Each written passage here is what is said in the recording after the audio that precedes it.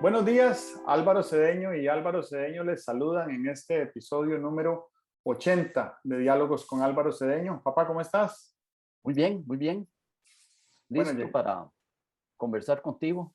llegamos a un número interesante, Cerrado, ¿verdad? Sobre cerrado, todo, muy bonito. si le preguntamos a Pareto, va a decir, uy, qué número tan lindo. Sí. Bueno, hoy vamos a conversar sobre el artículo publicado esta semana en la página alvarocedeno.com titulado Planos construibles. Cuidado al formular planes, pero igual o mayor cuidado al ejecutarlos. La prueba de un buen plan son los buenos resultados. ¿Qué es más importante? ¿Un buen plan o una buena ejecución? ¿Qué es un buen plan? ¿Y qué es una buena ejecución? Aquí dejamos planteado el tema para que nos cuentes qué te parece. Bueno, me voy a poner cartesiano.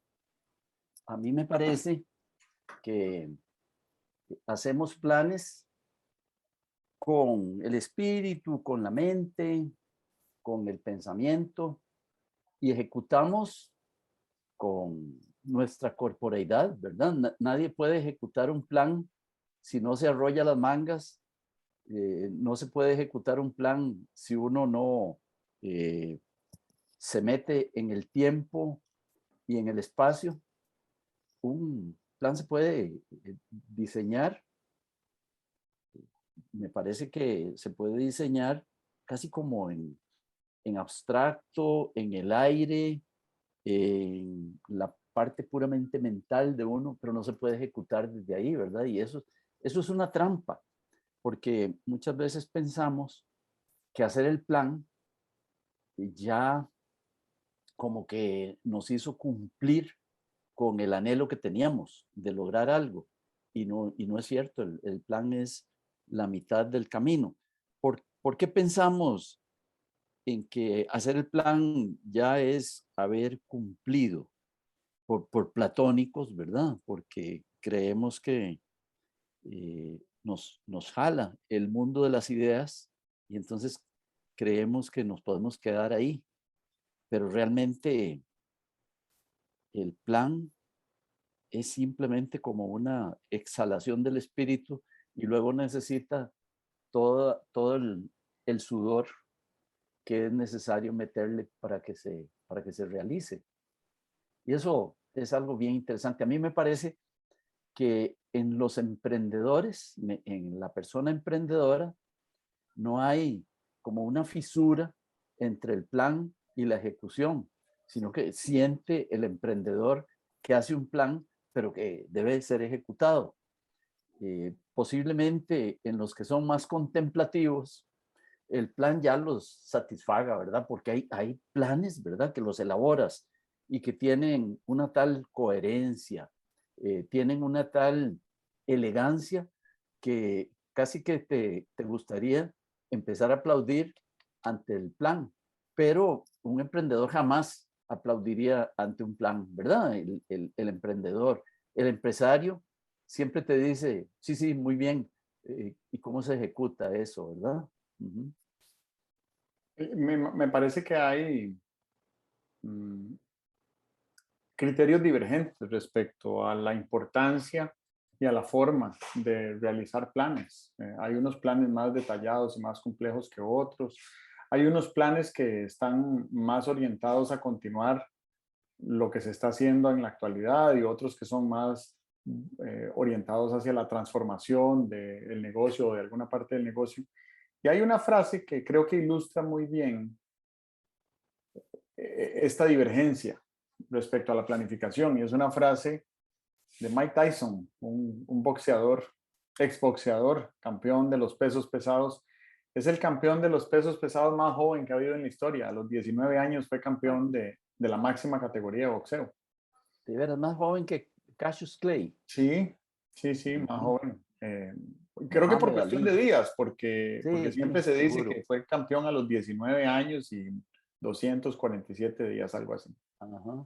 Y Mike Tyson tiene una famosa frase que se cita mucho y es que todas las personas tienen un plan hasta que les pegan un puñetazo en la boca, ¿verdad? Y a partir de ese Ujú, momento, bueno, hey, sí, algo falló en el plan y hay que ujú, improvisar o hay que correr. claro, claro. Y entonces también hay frases célebres. Donald Rumsfeld decía que era importantísimo planificar, pero no necesariamente había que apegarse a ese plan a la hora de la ejecución, que es parecido a lo que dice Mike Tyson, ¿verdad? Y bueno, creo que él Sí, tiene mucho que ver con lo que dices porque la planificación es teórica, ujú, puede sí, estar claro. basada en la realidad, pero es teórica. Y la ejecución es absolutamente práctica, puede estar basada en la teoría, pero es práctica.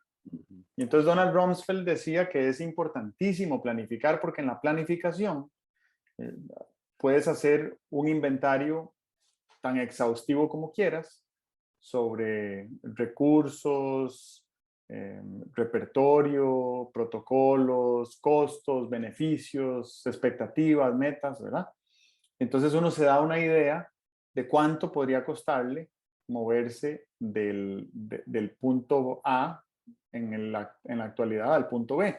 Y Peter Diamandis habla mucho sobre el crecimiento exponencial. En realidad él habla sobre el pensamiento exponencial, ¿verdad? El crecimiento exponencial es práctico, pero el pensamiento exponencial es teórico. Entonces el pensamiento exponencial es pensar eh, qué tengo que hacer para alcanzar una meta que esté estructurada con ese criterio de exponencialidad, ¿verdad? Para poner un ejemplo, supongamos que nosotros quisiéramos dentro de 18 meses tener 100,000 seguidores de este podcast. Entonces, para tener 100,000 seguidores de este podcast dentro de 18 meses y utilizando el pensamiento exponencial, querría decir que dentro de 9 meses tendríamos que haber alcanzado 50,000, porque en los siguientes 9 se va a duplicar. Y que en 4 meses y medio deberíamos de tener 25,000.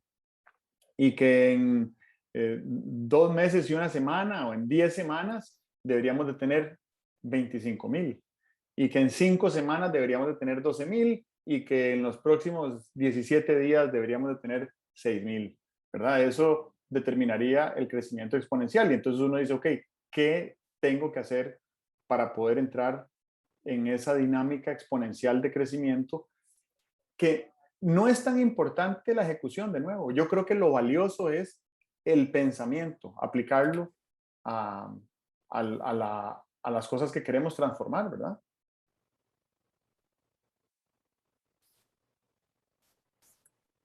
Sí, me parece que es un buen, es una buena, un buen concepto el de la exponencialidad para pensar en cómo se alcanzan las cosas. Ahora, algunas no van así, ¿verdad? Hay algunas que no están sujetas al pensamiento exponencial. Por ejemplo, el plano para hacer una casa no está sujeto al pensamiento exponencial, ¿verdad? Y ese es uno con el cual tenemos muchísimo contacto, ¿verdad? Tiene muchos detalles, se puede refinar casi que ad infinitum, ¿verdad? Ahora con los medios que hay de dibujo, ¿verdad? Porque hace 50 años se dibujaba con tiralíneas y tinta china, pero hoy en día se dibuja con unas plataformas eh, bastante inteligentes, ¿verdad? Revit, hay una que eh, sé que existe y conozco gente que la valora mucho. Revit es una plataforma en la cual puedes rapidísimamente ir haciendo un diseño con un poco de esfuerzo y te va dando una gran cantidad de información, ¿verdad? De volúmenes, eh, y incompatibilidades, etcétera, ¿verdad? Muy bien. Entonces, claro, puedes diseñar una casa, ir muy allá, pero lo que no puedes es tratar de convertirla en realidad, ¿verdad? Eh, Me gusta mucho. aquella historia de Pigmalión, ¿verdad? Está haciendo una escultura y entonces se afana tanto en la belleza y en el realismo de la escultura que un día baja al taller y se encuentra con que no hay escultura, pero en cambio está una mujer sentada ahí con el, el paño que él usaba para cubrir la escultura. Bueno, creo que en la ejecución tan amorosa que estaba haciendo, el plan se convirtió en realidad. Y yo pienso que cuanto más amor le pongas a los planes, me parece que es más eficaz la posible ejecución. Y desde luego, cuanto más amor le pongas a la ejecución, mejores van a ser los resultados. O sea que ninguna de estas cosas es mecánica, como para decir, aquí está el plan, ahora lo ejecuto marcando el paso y me va a salir. Los resultados son distintos cuando pusiste intensidad en el diseño y pusiste intensidad en la ejecución, ¿verdad? Claro, me recuerda la historia de Pigmalión, el famoso Moisés de Miguel Ángel, ¿verdad? Es una obra de arte muy significativa. Debe haber sido una pieza de mármol como de unos 4 metros de altura y me imagino que unos 2 metros de profundidad y 2 metros de lado, un bloque de muchas toneladas. Y ahí Miguel Ángel fue cincelando y quitándole, como dice él, lo que le sobraba a la obra Ajá, para que llegara a ser obra. Y cuando lo termina, el Moisés de Miguel Ángel, muy impresionante, eh, se enoja con la obra y le da un martillazo en el dedo del pie y le dice, ¿por qué no hablas? uh-huh. Y entonces la escultura tiene una hendidura en la uña del dedo gordo del pie, del martillazo que le dio su autor, ¿verdad? Uh-huh. Sí, molesto porque la perfección no le alcanzó Claro. para llegar a la realidad, ¿verdad? Uh-huh. Uh-huh. Eh, yo creo que también hay algo importante a la hora de esta dinámica entre la planificación y la ejecución de los planes, y es que los planes buscan un resultado y de hecho esa es la manera de medir su eficacia, ¿verdad? Pero también creo que hay, como dicen en inglés, hay dinero sobre la mesa en el proceso de ejecución. El proceso de ejecución genera experiencia, genera Uh-huh. mucha energía, genera entusiasmo, genera desafíos y esos desafíos provocan interacciones entre las personas que tienen que ver con la ejecución y esas interacciones, bueno, son naturaleza humana, ¿verdad? Son material de trabajo, por decirlo así, ¿no? Para no llamarles capital. Son material de trabajo, se pueden intervenir y se pueden analizar desde múltiples ópticas.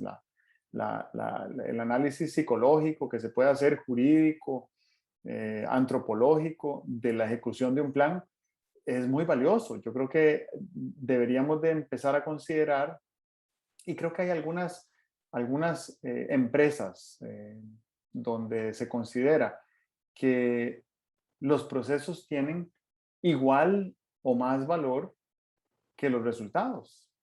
Y pongo un ejemplo muy sencillo. Eh, Uno está en una clase para aprender a hacer algo. Yo tomo una clase para aprender a surfear y el resultado final, que es pararme en una ola y surfear de una manera suficientemente decente como para poder compartir una foto o un video en redes sociales sin sentir vergüenza.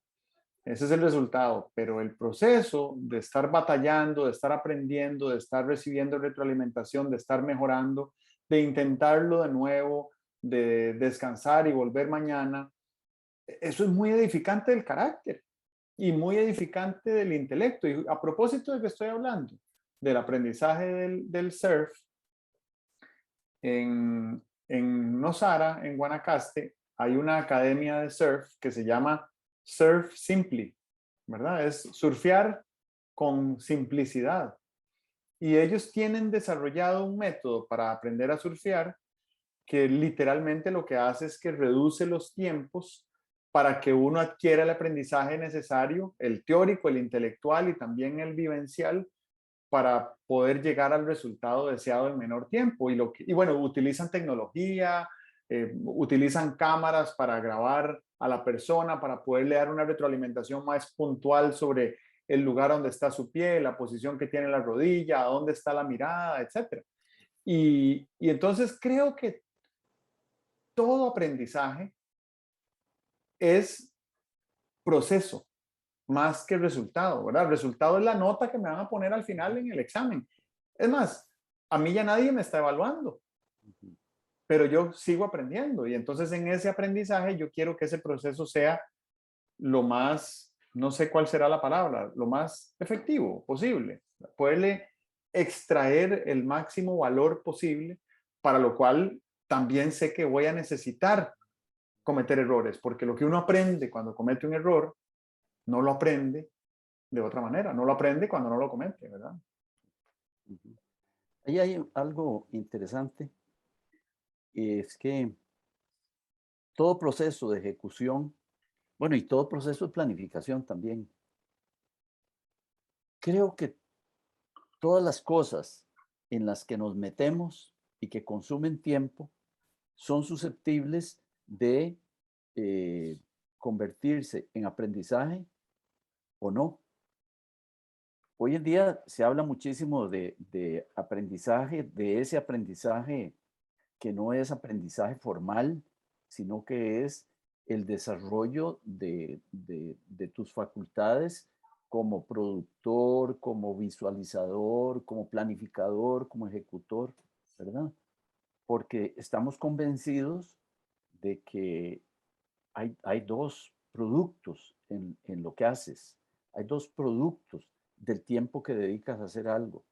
Uno es el resultado ese físico, me puse a hacer una silla y aquí está la silla, y otro es lo que tú dices, todo lo que voy, la forma como me voy modificando eh, por haber hecho esa silla. Hoy en día sabemos que hacer una silla o, o resolver un problema no es un evento neutral, sino que nos deja modificado el cerebro, la arquitectura del cerebro. Hay circuitos nuevos, hay posiblemente dendritas nuevas que se produjeron porque estábamos metidos en un proceso o de ideación, planeación o de ejecución. Y esto es una cosa bien, bien interesante. Los estudiantes, que mencionabas el caso de si uno estudia para el examen o no estudia para el examen, los estudiantes, cuando están bien dirigidos, están aprendiendo la materia y están aprendiendo a aprender. Y eso es muy valioso porque entonces suponte que hay una materia que no te interese para nada. Suponte que a ti no te interesa para nada la geografía. Y al prepararte para la prueba de geografía, no solamente estás aprendiendo geografía, sino que estás aprendiendo a aprender. Y eso te serviría para aprender antropología, filosofía, matemáticas, lo que sea. Esa, por Dios santo, es la grandeza de la función educativa, ¿verdad? Pero si uno cree que tiene que preparar a los estudiantes para que salgan muy bien en las pruebas FARO, bueno, todo el mundo sabe bien, sale bien en las pruebas FARO porque hasta ahora no ha habido ningún examen de prueba FARO, pero si estás preparando a alguien para que salga bien en un examen de bachillerato o en el examen de admisión y tal, eh, tienes que tener en cuenta de que estás con dos tipos de producto. Un producto que enriquece al aprendiente, ¿verdad? Y otro producto que es bueno, lo enriquece como aprendedor, como aprendiente, pero además le está dando unos conocimientos como para que se examine. Bueno, y lo mismo ocurre en el que está aprendiendo ajedrez, ¿verdad? Está logrando ganar unas determinadas partidas, pero a la vez está aprendiendo cómo desarrollar mejor su capacidad de ajedrecista. Eso es maravilloso. Eh, los seres vivos nos modificamos con la acción y eso le pasa a un gusano, a un pajarito, a una mosca. Intenta atrapar una mosca 3 veces, la tercera vez se quita el tiro con más estilo, con más eficiencia, ¿verdad? Aprendió. Y los seres humanos, maravilla de la naturaleza, eh, nos modificamos y nos modificamos en varias direcciones a propósito del aprendizaje. Yo creo, eso me lo empecé a imaginar desde mucho antes de la neurociencia, ¿verdad? Si aprendes a tocar piano, ese aprendizaje no es solamente para que te digan, tocate una pieza en piano, ese aprendizaje te modifica. Tus dedos han aprendido a tocar piano y si eres cirujano, apuesto a que te modificas como cirujano porque aprendiste además a tocar piano, ¿verdad? Bueno, eso lo verifico cuando dicen que hoy en día en la cirugía a distancia, de la cual te gusta mucho hablar a ti, en la cirugía a distancia, las destrezas que tienen los cirujanos están muy relacionadas con el joystick con el que se jugaban los jueguitos electrónicos, ¿verdad? Claro. Bueno, y precisamente el cerebro humano tiene una composición muy particular que nos hace proclives al aprendizaje. Y eso incluye curiosidad, ¿verdad? El ser humano, un ser humano saludable, em, tiene curiosidad y quiere ir más allá y se pregunta cosas y investiga y trata de averiguar, de encontrar respuestas. Una persona saludable, y digo saludable por usar un término, pero es que creo que hoy en día estamos rodeados, bombardeados de muchísima información adictiva que nos quita salud mental. Pero un ser humano saludable no, no puede dejar pasar un problema cuya solución no encuentre a mano, ¿verdad? Entonces va preguntándole a gente o se va a hacer una búsqueda o se pone a pensar, ¿verdad? O saca el tema en una conversación a ver qué opina otra gente, a ver si alguien tiene la respuesta o es un problema que también convoca a otros a resolverlo. Y eso como especie nos ha hecho avanzar nos mantiene ágiles y nos mantiene en esa dinámica de constante pensamiento. Pero la particularidad que tiene nuestro cerebro es la capacidad de aprendizaje a alta velocidad, ¿verdad? Y entonces, aunque no es el cerebro más grande de la naturaleza, pues sí es un cerebro que tiene una composición muy particular. El simple hecho de que nosotros seamos una especie que camina en 2 extremidades y no en 4, ya exige para nuestro cerebro un esfuerzo diferente de equilibrio, de balance, de observación, ¿verdad? Diferente a lo que sería para un perro. Un perro es, bueno, más rápido que un ser humano, puede saltar más que un ser humano, tiene muchísima fuerza, desproporcionada, diría yo, para su peso, Aprende a pero caminar antes que un ser humano. nace caminando, Ujú. ¿verdad? Pero si tú pones a un perro de 2 patas, da 3 brinquitos y no lo logra. Y no lo logra no porque no tenga la anatomía para hacerlo. No lo logra porque no tiene el cerebro para hacerlo. No le da el cerebro, Ujú. ¿verdad? Y entonces el ser humano sí. Y a propósito de lo que estabas hablando, de que el ser humano aprende, de que el ser humano aprende el perro aprende a caminar más temprano que el ser humano. El periodo de lactancia del ser humano eh, le desarrolla sus conexiones neuronales, ¿verdad? Entonces, cada succión que hace un bebé del pecho y el contacto físico que tiene su piel con la piel de la madre, le estimula unas conexiones nuevas cada vez. No quiere decir que con la primera mamada ya aprendió todo lo que iba a aprender y Ujú. entonces las siguientes 100,000 no son necesarias. Entonces esto exige la pregunta de si uno tiene la responsabilidad de crianza de un bebé recién nacido, ¿cuánto tiempo querrías que durara ese periodo de lactancia?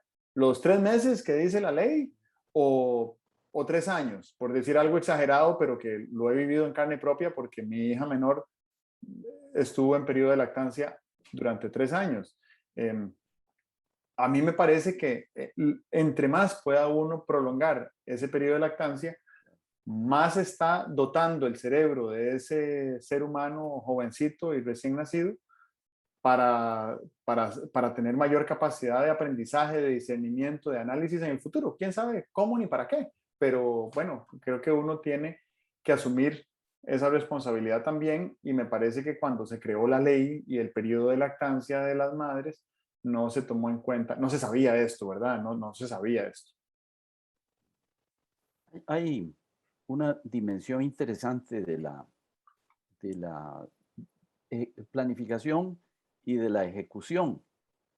Y voy a usar una palabra que tengo que explicarla, la humildad del planificador o del ejecutor.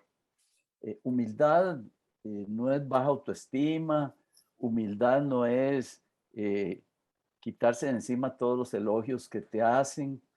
Para mí la definición de humildad es contacto con la realidad, ¿verdad? Contacto con la realidad. Y entonces, ese contacto con la realidad, uno debería tenerlo al planificar y debería tenerlo al ejecutar. Al planificar, ¿qué quiere decir contacto con la realidad? Bueno, no se puede planificar hasta el último detalle.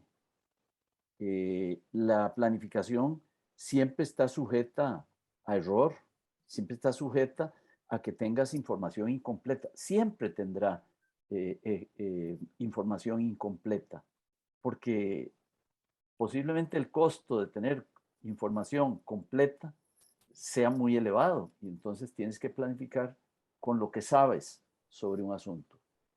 Y lo mismo, a la hora de la ejecución, tiene que haber humildad, tiene que haber, pues, aceptación de las capacidades que tienes. No eres omnipotente para ejecutar. A los chicos, cuando están jugando un juego complicadito y tal y cual, les da rabieta no poder hacerlo perfecto, el juego que están haciendo. Y entonces tiran las cosas y abandonan la construcción en Lego y tal y cual, porque el niño todavía no tiene ese contacto con la realidad que tenemos como adultos. También hay adultos que no tienen contacto con la realidad, se frustran mucho porque la ejecución no les sale como habían pensado. Entonces, la recomendación es, accionemos con humildad, accionemos haciendo contacto con la realidad y para eso ayuda mucho lo que estabas diciendo antes, de que todo proceso de ejecución es un proceso de aprendizaje. Ahora uno debería exclamar, no me salió la pieza que quería tocar, no me salió bien, pero no debería decir, es que yo no sé tocar, ¿verdad? No debería decir, esta silla, eh, yo no sé hacer sillas. Lo que deberías decir es, estoy en proceso de aprender a hacer sillas, quién sabe cuántas me faltan, pero cada vez que hago una, la hago mejor que la anterior. Eso es contacto con la realidad. Así es. De mi parte, para terminar, nosotros tenemos en la casa digamos, una regla, y es una regla que la hemos socializado con las niñas para eh, seguir un plan que tenemos de enseñanza de la nutrición saludable con ellas. Y la regla es que toda comida que van a probar por primera vez, la tienen que probar 2 veces, ¿verdad? Pueden decir antes de probarla que no les gusta el aspecto, que no les gusta el olor, pero la tienen que probar. Y después de que la prueban, pueden decir que no les gusta. Entonces les preguntamos si lo que no les gusta es la textura, la temperatura, el nivel de picante o el sabor o el aroma. Y después la prueban una segunda vez, ya habiendo aprendido todo lo que, en lo que consiste aquello.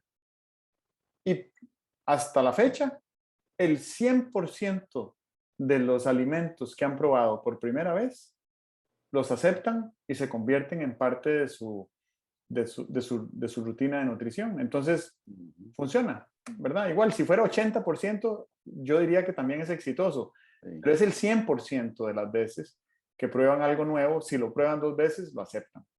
Y me parece que eso es algo que nosotros, los adultos, también deberíamos de adoptar en algunas de nuestras prácticas. Ok.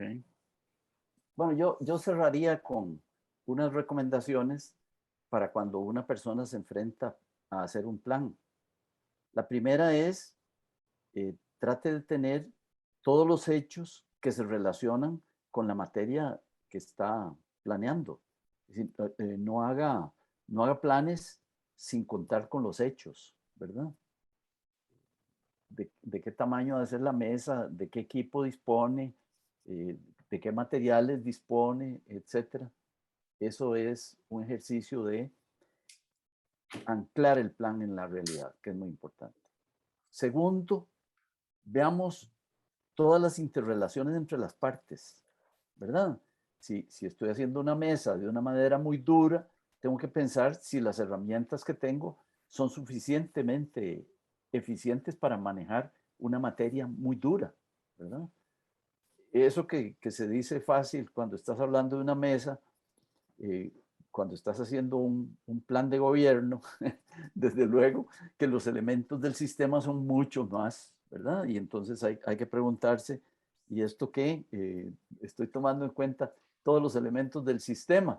O me imaginé un sistema súper simplificado? Una tercera consideración que hay que hacer es revisar los supuestos. Uno supone que el corte va a salir recto. Uno supone que la madera va a responder muy bien al uso de la lija. Uno supone que las patas que imaginó o que en el plan están como para que sean verticales, van a tener una verticalidad que no es difícil de lograrla. Debe ser muy difícil lograr la verticalidad de las patas de una mesa, ¿verdad? Hay que tomar medidas para que eso, porque no, lo que no puedes suponer es que las patas van a ser tan bien portadas que todas van a ser muy verticales.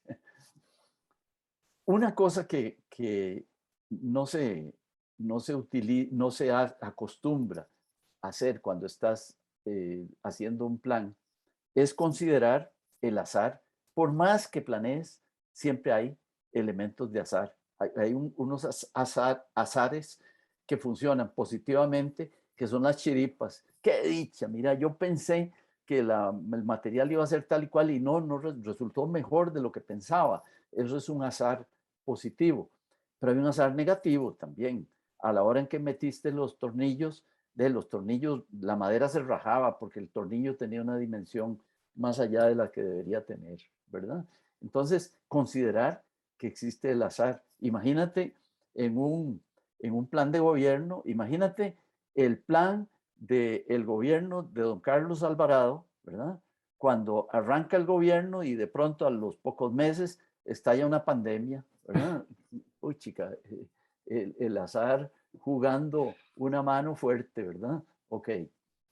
Y en último lugar, los planes, a pesar de que los haces con papel y con una calculadora y con una máquina para diseñar y todo eso, tienen que incorporar los gustos y los valores de la persona que está haciendo el plan, ¿verdad? Es que a mí me gustan las mesas de tal manera, o yo considero que es valioso que esta mesa quede perfecta o que salga rápido o que no cueste mucho. Gustos y valores entran en el juego de los planes, ¿verdad? Entran desde luego en los planes estratégicos. Dos personas distintas con la misma información hacen planes estratégicos distintos porque su juego de gustos y valores son distintos. Bueno, eso es. Muy bien. Ok. Bueno, Entonces, estamos. muy bien. Nos vemos la próxima semana. Así es. Que estén muy bien. Igualmente, gracias. Chao.